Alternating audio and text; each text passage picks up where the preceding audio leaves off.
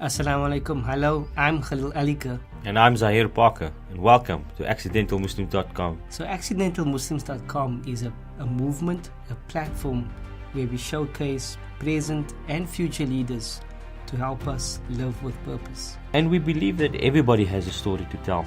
This podcast hopes to add value. So welcome and enjoy. Assalamu alaikum, I am Naadiya Moosajee and you are listening to accidentalmuslims.com. I'm so glad after months, not months, weeks of getting hold of you because you're traveling all over the world. Happy for you to be here. No, happy to be here. Thanks for the invitation. Finally. And Zahir, co-host. Thank you, Khalil. No, it's great to be back. We've been away for a couple of weeks. We've got a great guest. You know, I tried the website a couple of times. I must just be honest. You stalked it. And I'm in awe. I must just be honest, and I hope the listeners are going to be inspired by our guest today. In fact, I think they will be. So yeah, I'm just great to be back. Okay, Nadia, let's start by maybe you describing yourself in 3 words. 3 words is so short. I talk a lot. So I would say tenacious, funny. I think I'm very funny. And compassionate. Funny? Yes. I didn't know that. I want to ask you, so there's so many things you do. How do you find that balance between, you're on the board of Pegasus, you're on World Economic Forum, you've got a restaurant, you're an entrepreneur, you started your NGO. How do you... So the balance is actually more about what is important to you. So everybody talks about work-life balance. It's a myth. For me, it's what do I prioritize? What do I find fun and exciting, and where I can make the biggest difference in the world? And that's how I choose the things that I get involved with. And I make time for it. So it could be like 20 things. Yeah, it could be 200 things also. I'm also like a squirrel, so if you've ever seen a squirrel in the park, right? Like, will be focused on one thing, but then it gets distracted by something shiny, and then it moves on, and it moves on very quickly. So I do have some squirrel habits. Yeah, so it's funny you said squirrel. I know Elizabeth, she wrote Eat, Pray, Love. Yes. And she says, don't follow your passion, follow your curiosity. Yeah. And I think that's what you do. That's potentially right, yeah. Said, I know you just focusing on your low stuff, and now the health, the hiking kind of thing. So what do you think? You said you're funny. Can you tell us a joke? It comes off as like humorous. Like, people don't expect that from me. Also because I think the thing is the perception is of Muslim women. I wear a scarf and I dress in a particular way. So everybody just assumes I'm going to be really quiet and conservative. And then I come out and I've got kind of a witty sense of humor. And then they don't expect that because in their mind, a Muslim woman is quiet and reserved and conservative. And I'm none of those things. That's why I picked up on funny, because it's interesting you described yourself as funny. I like funny people. I like to be funny myself, but with varying successes. And it's for that exact same reason that you mentioned that you're a Muslim woman, and there's a stereotypical picture or point of view of a Muslim woman. And I personally believe being funny or just being humorous is actually a nice way to network and start that conversation with people. It's usually with a soft joke, maybe, that you start. Meet a random stranger and you make a slight joke about whatever you see, and that's where relationships start to be built, or you start to build relationships. Do you find that useful, or is it not really how you start networking with people? No, I do. I mean, I really just network around food. I'm going to be honest. So if you're ever looking for me, I'm really by the food table. It's a great conversation starter. And then it is just about who I am, right? I mean, I don't take life very seriously because, none of us are going to get out of it alive anyway. So we may as well just make the most of it. No, that's fantastic. I mean, Khalil's talking about me being in law and me starting to get back into the hiking and the fitness and that. But the essence of everything is just to do your best at whatever you're doing. Like that squirrel you were describing, or yourself who you were describing. Do something, but do it to your best. Is that a motto that you've picked up, or is just born with? What you say? So it's weird because one of my mottos has always been like always exceed expectations, right? And I still remember it when I had a Yahoo email account. I've moved on to Gmail, so stop judging me. But it was at the bottom. It said always exceed expectations, and it was something that I lived by, and I still do. And the nice thing sometimes is being a Muslim woman, people just underestimate you, so you're going to wow them anyway. And they so wow that they're just like, oh my God, I can't believe that this person does all of this stuff, but then she looks like this, and sometimes it just doesn't connect for them. A bit of an anomaly for some people. But that's more about preconceived conceptions, or about Muslim women or Muslims in general, I think there's some good work being done by young comedians in South Africa. Yasin Barnes is one of them. I mean, we all know Riaad Moosa, about trying to change that. I know that's particularly with comedy and just perceptions, but how do you, when you start, say, in a business relation with a prospective client, how's that first conversation? How do you break that ice, really, besides your humor and that? Or rather, how do you win their trust? Maybe that's what I can get to. And I think maybe the thing is that I'm an engineer, and so usually when I say that to people, they're taken aback because, again, they're just not expecting it. And I think I've got a really great emotional intelligence to be able to read people. So when I go into a business relationship, for example, I remember the first time I was going to a networking event, and I was looking for business, and I scanned who was in the room, and I said, whenever you go to these networking events, you've got to have a hit list. And I know for a Muslim person, it's, you shouldn't be saying that out loud. No. But I have a hit list of people that I really want to meet. And I casually went over to the guy, and the guy at the time was the head of HR for Vodacom. So I did my homework beforehand. And I went up to him, and he was at the food table, and so we struck up a conversation about food, and then he said, no, he's from Vodacom, and I said, oh no, that's really fantastic. And I was like, do you guys struggle with getting more women engineers? And he's like, yeah, no, it's such a big problem. And then he said, you know what, I can help you.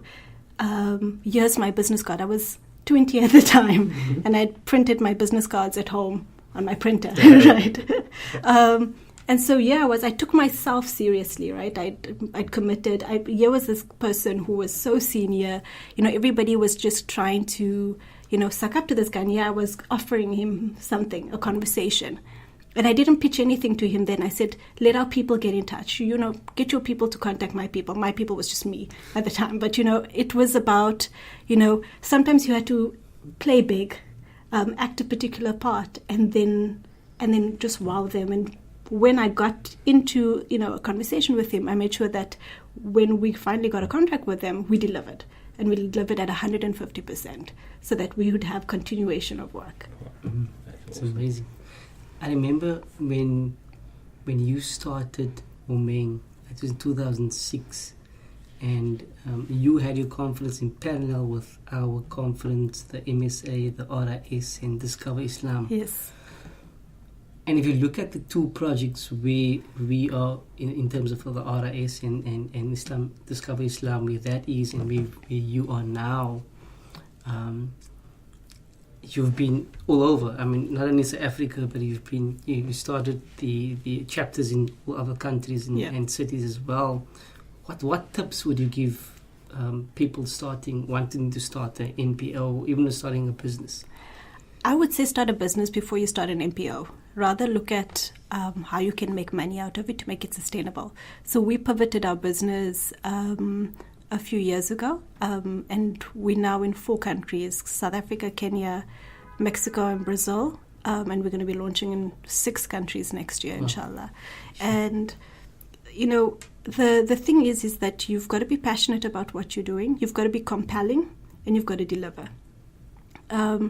And I think the sometimes people start with great ideas, but then we don't finish it. And I think that's the thing is that there's sometimes where your faith is going to be tested, when literally blood, sweat, and tears you're at your low point, right? And that's when you kind of really have to pull yourself up.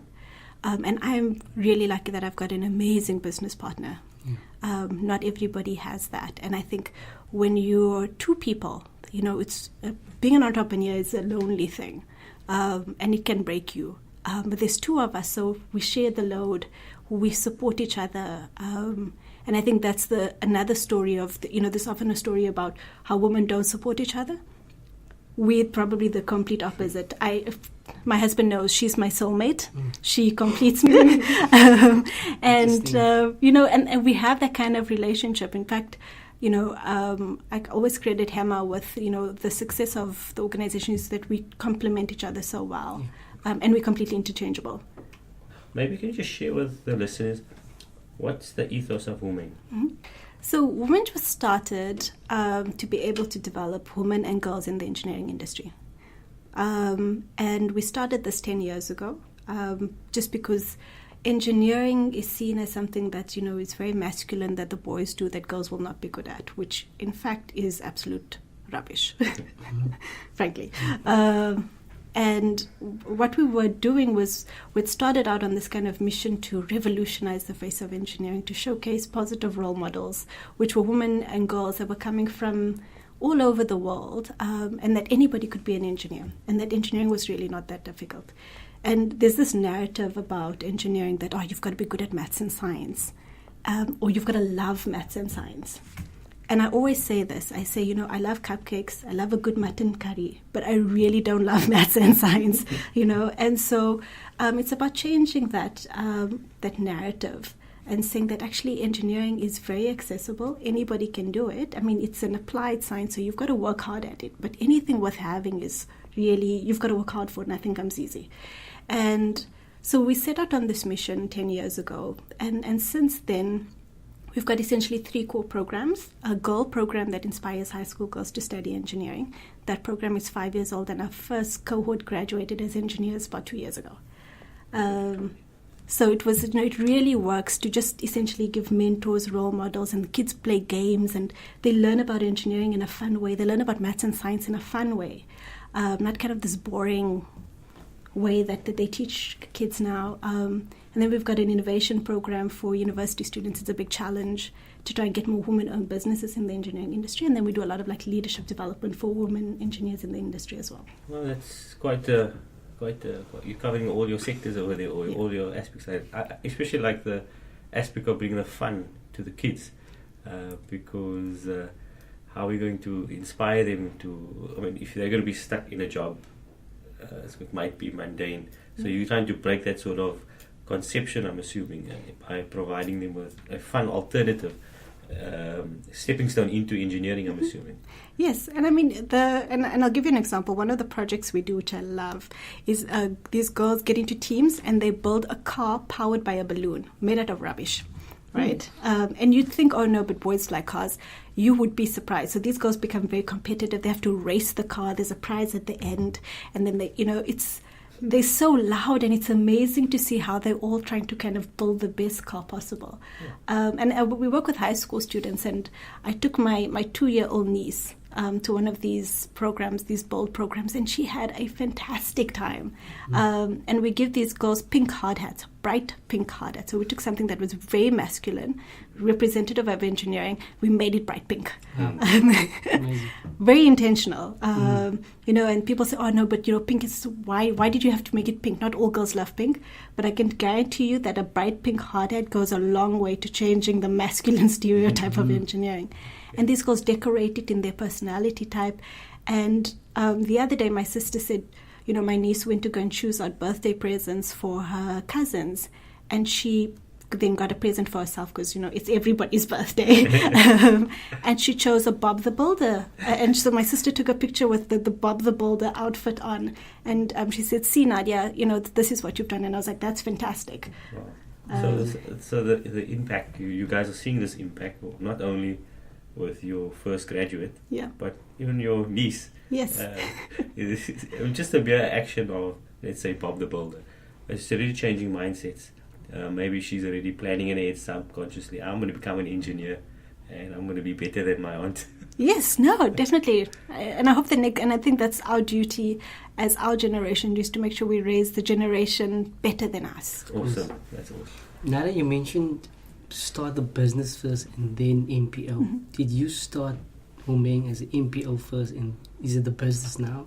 Yes, so we did it the other way around. So we started the non-profit and then we became a business. And why I say start the business first is right now in the industry, there's a lot of donor fatigue. So people are tired of giving money, right? But if you came, and also big, I was a professional beggar for large sums of money for 8 years. And I can tell you it's such an exhausting process because there's so much strings attached. And people give you peanuts and expect the world. Whereas if you go in with a really compelling business case on why you're doing what you're doing, people are more ready to give you work. They're ready to take you seriously. And you start taking yourself seriously. And we move away from this kind of handout mentality to actually, even as a social enterprise, you're doing good for the community and somebody should pay for that. And there's a business service to that. So how did you switch? What made you switch over? You just got up one morning and said, okay, we have a business model here. So what actually the switch was really and what pushed us was the financial crisis, right? So we've had, and I mean in the engineering industry it's gone through a really tough time. So mining is down and one of our key mining partners disinvested from South Africa. Petrochemical industry, oil and gas, when everybody's got cheap oil prices, it means that the oil companies are cutting on nice projects, which included ours. So we were down a mining partner, an oil and gas partner, and construction partner, and so we were just like, look, we're not going to survive as an NPO because we mostly had corporate partnerships. And we said, okay, well, what's the business model? What is it that people are going to buy from us? What's the service that we can offer based on our experience? And so out of the I call it the phoenix, right? It's out of these ashes, almost this phoenix rose that really looks at how do we move the needle on gender parity. So a lot of companies, a lot of industries are struggling to be able to get their numbers right. And so we actually help companies get their numbers right around gender diversity. When do you know when to give up? Because there's so many things you do, and I'm sure successful people give up. They know when to give up. So can you give an example of a project or venture where you started but then thought, okay, it's time. Let's call it a day. So I guess my failure story, and I wear it so proudly, is as a Muslim woman, it's really difficult to find really nice clothes here in South Africa. So I started a fashion company, and I loved the process. I was designing. I was so creative. I love fabric shopping. Whenever I used to travel anywhere around the world, I'd buy fabric, and I wanted to have it locally manufactured because we've got such a beautiful skill of sewing. In South Africa, especially in Cape Town, and we're losing it because the younger generation don't want to make those beautiful dresses, and there's a lot of Chinese imports, and so I thought, okay, well, I'm going to start a fashion company for modest fashion, and it's going to be amazing because everybody always comments about how beautiful my clothes are, so of course they're going to buy my clothes, and I heavily invested personal funds. Luckily it was a lot of my own money. And I had all the clothes designed, manufactured. It was beautiful. I did a fashion show. It was very glitzy. And then everybody liked my page on Facebook. Mm-hmm. And only my family bought my clothes. But I think it was out of pity, not because... and I had pop-up store after pop-up store after pop-up store. And then I thought, actually, I'm just wasting my time. And so now I've got a wardrobe full of the most beautiful evening dresses. On the bright side. So, I mean, I'm never short of I'm actually now short of functions, not outfits. So if anybody wants to invite me to, wedding, whatever, I've got a perfect outfit for it. But, I mean, it was a heavy loss, and it was really hard for me because failure wasn't something that I took lightly, especially when you're used to flying high all the time. And it was something that I just had to accept. And I was like, how much more money am I going to sink into this venture? I was like, no, I've got to pull the plug. And now in hindsight, I mean, I think I was too early on the market. My price points were wrong. I didn't understand. I didn't do my proper market research before I went in. And the biggest lesson is likes on Facebook does not translate to cash flow. That's a very interesting story. Thanks for sharing that.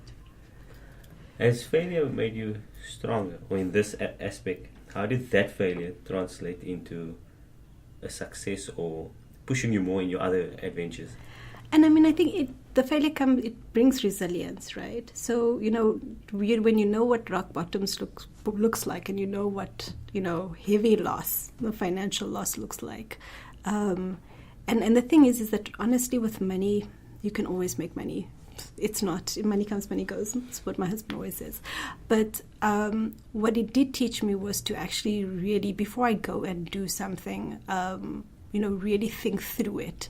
And now even with our other business ventures, really think through what is it that's my value proposition, what is my product, what am I selling, who are my customers, and are they willing to buy at the price that I'm selling at, and making sure that I really think through any venture that I invest in now.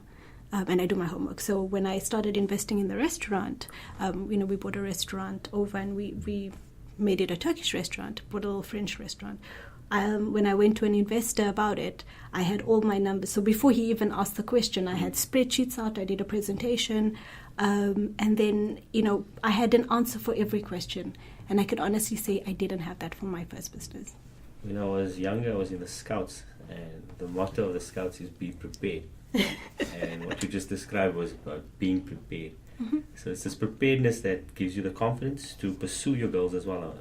That's what it sounds like, at least. Yeah. Awesome. I've seen you.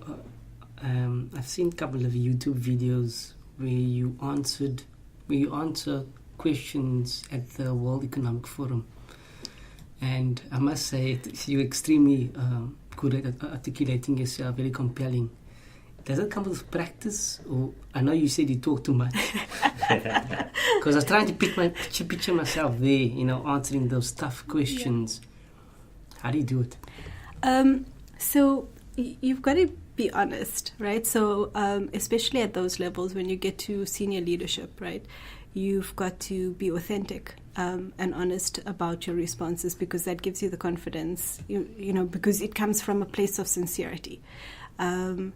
And what happens sometimes at those particular levels when you're busy with discussing, stuff with world leaders, and that sometimes we tend to get kind of really shell-shocked or very shy, or we turn into some crazy paparazzi mode that everybody wants to take a selfie with world leaders, and so we stop engaging them as human beings, right? And almost as a responsibility for our generation is that we have to have these tough conversations and answer these questions and ask really hard questions as well, and put our own thought leadership out there, because otherwise the narrative is always going to be from essentially a very old white group of people, and it's when you get a seat at the table, you've got to use it. You've got to put up your hand, you've got to answer questions, you've got to take responsibility, because being at those forums is a responsibility that very, very, very few people will have in their lifetime. And so with all of that on my shoulders, I go there and I make it count. Because there's no use me going there and just, I did take a selfie with Justin Trudeau because I think he's cool, but and I got him to wear one of our pink hard hats as well, because he's just such a great gender activist, and a few other people as well. But I usually put my cell phone away and I really engage with people, because we can share an opinion, and then I'm not just some adoring fan, but I'm actually somebody who they can engage with on a human level. So part of what we try to do here at accidentalmuslims.com is we want to create always a reservoir where say matriculants or prospective engineers or whatever profession can turn to, let's say captains of industry, so to speak, people that's excelling. What was most exciting about studying engineering, and why would you recommend engineering as a career?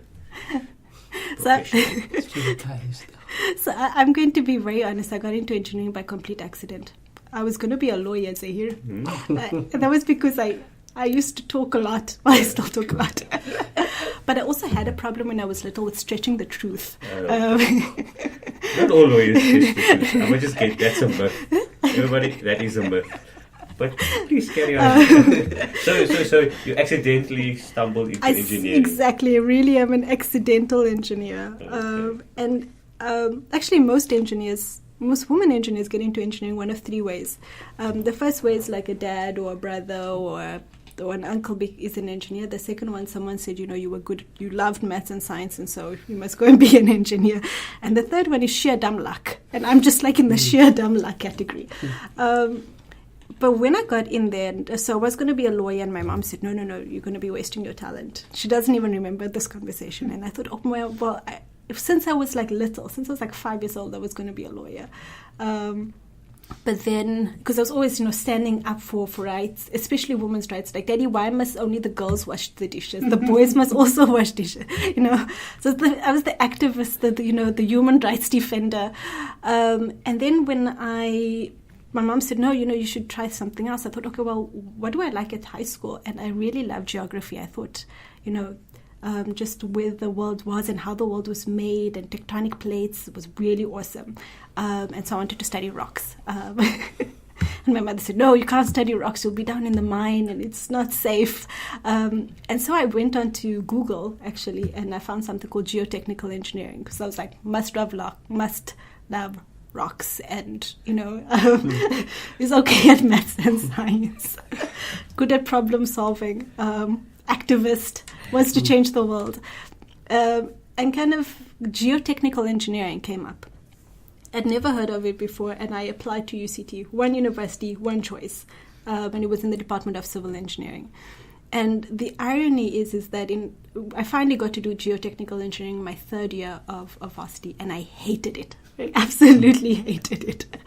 But I really loved what people don't tell you is civil engineering actually comes from the word civilian. And it's all about creating services for people.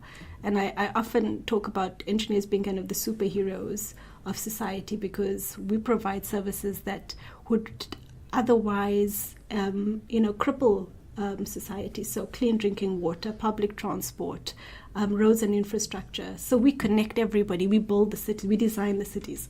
Some design it better than others. And so I thought, well, that's really cool, is that you get to help so many people at the same time. And they don't even know it. So, people who are waking up in the morning and have the ability to have clean water without disease in it, that's because a civil engineer made that happen. And I thought that's cool. So that's the most interesting thing, that, and the complexity is that, there's never a right answer. How to design a city for people. There's everybody has a different opinion. That's what I think is the most interesting thing about studying engineering. That you actually get to play. Okay. And you build mega structures. I mean, I've been involved in Athlone Stadium, the airport parkade. There's like a ramp there, actually, that I designed. But if it falls down, if it falls down, it wasn't me, and I'll be in Tahiti, because there's no extradition to South Africa.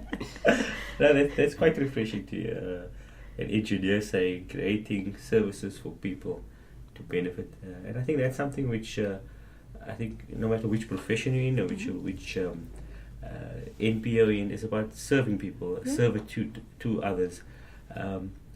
How has your let's say your religion, your Islam, your faith impacted on your work ethic, and have you grown closer to Allah subhanahu wa ta'ala in the process, or is there any sort of connection that you find from work to faith? I think there's a big connection. I mean, honestly, I wouldn't have gotten through my whole engineering degree without a lot of dua. I'm just going to put it out there that dua and a friend named Marlon got me through 2 years of maths. There's some heavy prayers that just, but in all seriousness, I think Allah Ta'ala puts out a path for you. And sometimes you actually have absolutely no control over that path. And it surprises you in many ways. And I'll give you the most recent example. I was invited to go to a conference in Saudi.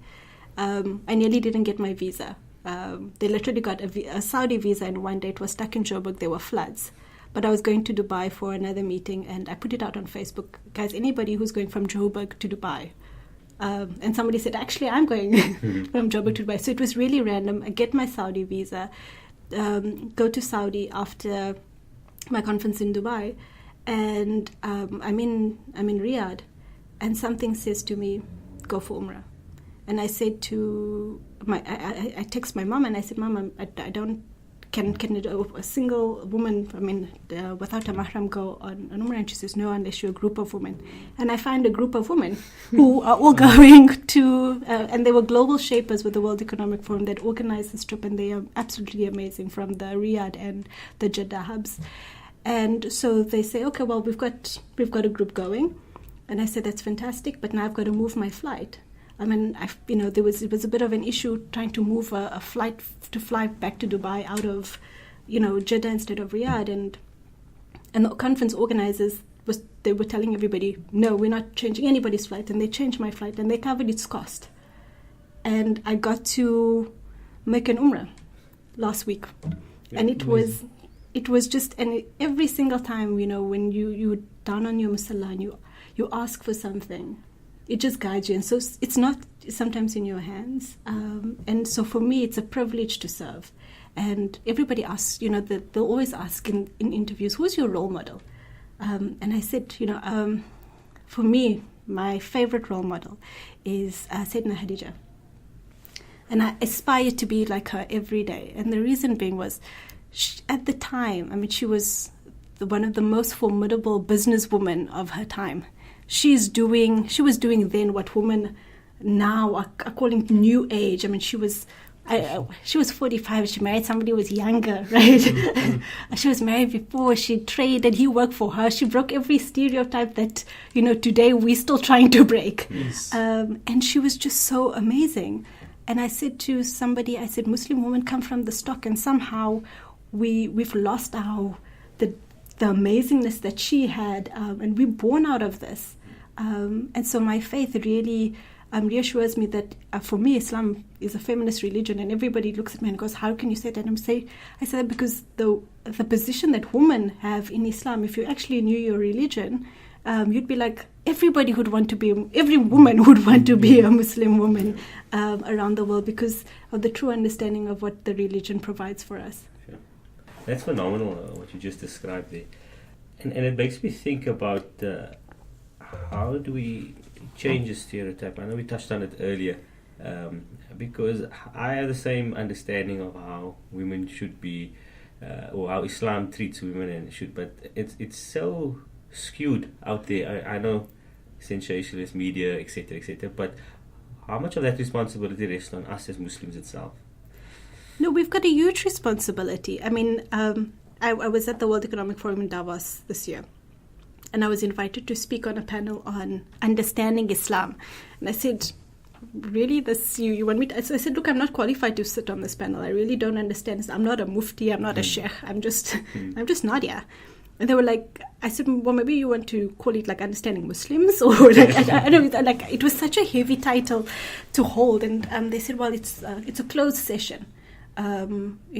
Chatham House rules, and so you can't talk about it afterwards. And I said, well, why? And then they're like, no, so people could talk freely about it. And I said, actually, this, and I said it in the session, I said, this should be televised. And I was sitting at the table with Vice President of the US, Joe Biden's wife, was at the table.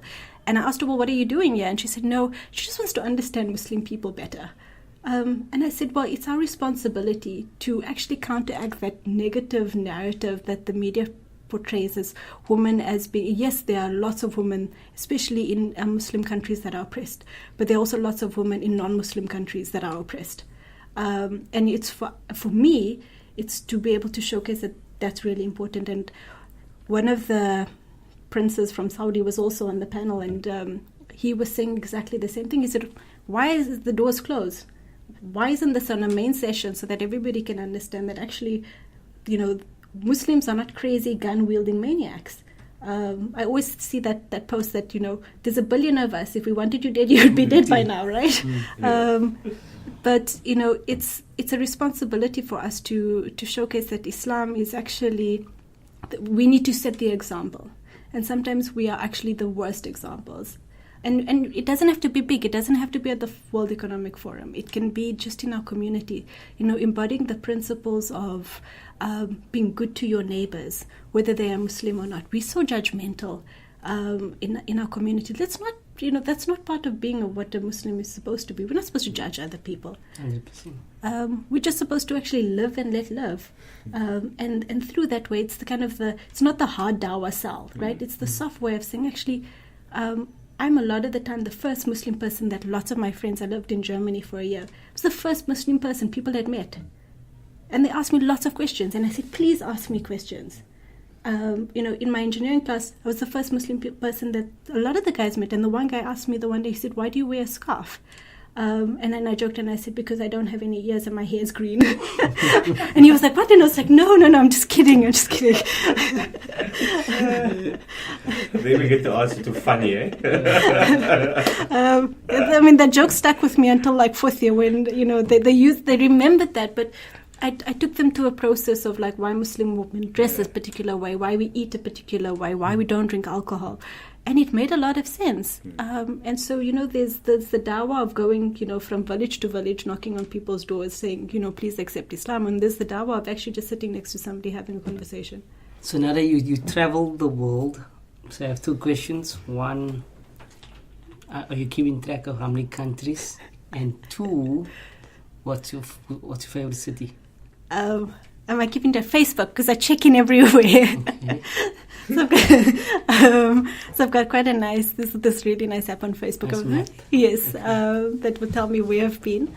And then my favorite city in the world, and this is really biased, but is Istanbul. But hands down, I've been to a lot of places, but there's very few places that come close to Istanbul.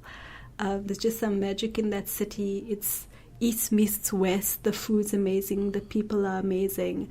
The fresh orange juice. It's just the shopping. The shopping. And if there was a little bit more stability in the country, Turkey's just gone down a spiral that is very, very sad to watch. My husband is Turkish, so I clearly love the people there as well. And we started a Turkish restaurant, and also especially for Kurdish people because he's ethnically Kurdish. It's really difficult, but the warmth that I experienced there, especially with my in-laws, the Kurdish people, I don't speak their language, but I felt more love and being welcomed into their home than I do in some of my own family's home. Wow. And that's just the way they are. They will welcome. They're called musafir. You're musafir for 3 days. They will give you everything. You'll say, "Oh, I like that shirt. It's such a nice shirt," and then they'll give you the shirt. And it's just that kind of true culture. It's very simplistic. They don't judge you. And all they want you to do is eat. They want you to sit and eat. So, if you ever find yourself in Turkey, find a Kurdish family because they're going to feed you if you're hungry. But that Musafir culture, it stems from Sunnah as well. Yes. And that links to what you said earlier about embodying the Islamic message through your character, through your actions. Yeah. And so I would like to meet your in-laws one day. You should give me the address when I go to Istanbul. Or wherever. Well, they're in Urfa. In Urfa, okay. Yeah, which is... Is it the rural part of Turkey? Or? So actually, and the thing is, we don't even know our own Islamic history. So Urfa or Şanlıurfa is the eastern part of Turkey. So a lot of the Kurds stay on the east. Yeah. And this is the birthplace of Nabi Ibrahim. I didn't know this, honestly. And there's a cave that people go to where he was reputed to have been born. And I had my nikah at the mosque next to the cave, which was so special. And they have this lake where there's a story where Nabi Ibrahim was surrounded and they were throwing water bombs and he prayed to Allah Ta'ala and he asked Allah Ta'ala to please help him, and the fire became water and the coal became fish. And so there's all these fish there, and they're sacred fish, so you can't eat them. And apparently if you see a white fish, all your du'as will be answered. Okay. I'm still looking for the white fish. But I got a husband, so I guess Plenty of fish in the sea. Yeah. So definitely, if you're in the area, they will take you in. They will treat you like their own. And if you like their shirt, they'll give it to you. It's so. Again, I'm repeating this, and I'll probably repeat it in every episode. I'll probably get bored of it. But the purpose of accidentalmuslim.com again is to find these stories. You were mentioning earlier that Sayyidina Khadija was your hero, your mentor, your role model. But what we're trying to do is find those role models within our communities. And from what I'm hearing so far, Naadiya, you fit that bill. You're well traveled. You've had failures. You've had ups. You've had downs. If I can put this question to you, you are 19 years old and you're about to go approach that first networking session. I think it was from Vodacom. You said anything different you'd do? Any regrets when you look back at life?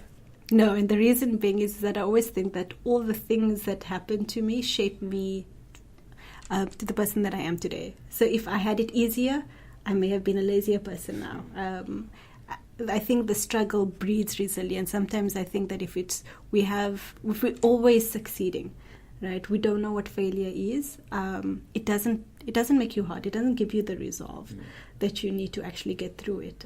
So 19-year-old me, I mean, I wish sometimes I was as young and naive 19-year-old who could just walk up to somebody and hand their really badly made business card and tell them to call my people. But That's only you.